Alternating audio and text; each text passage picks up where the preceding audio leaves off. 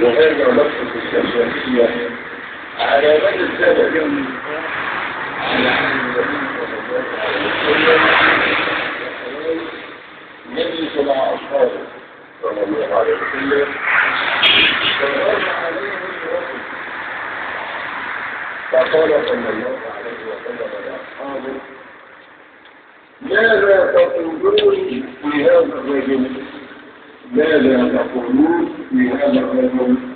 ما أصدق على هذا الرجل الذي يضع عليه؟ قال يا رسول الله هذا رجل يدعو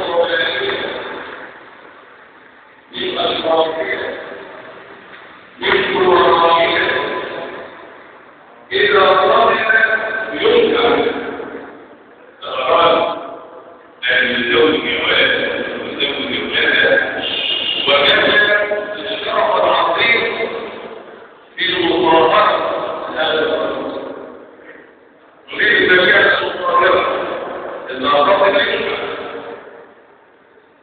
وإذا شفع إذا توسط في مسألة شفع مباشرة سمع للكلام إذا تكلم منه النبي صلى الله عليه وسلم يجلس مع أصحابه مر عليه هذا الرجل بدأ يتكلم ماذا تقولون في هذا الرجل؟ ما تقولكم عليه؟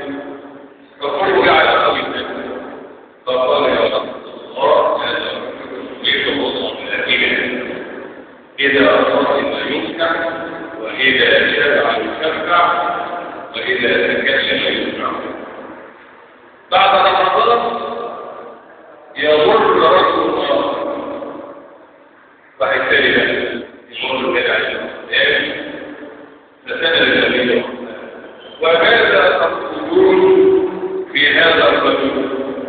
فقال هو عليه ماذا تقولون في هذا الرجل؟ قال يا رسول الله هذا رجل من ضعفائه إذا رضي فإذا شفع لا يشفع وإذا تكلم لا يشفع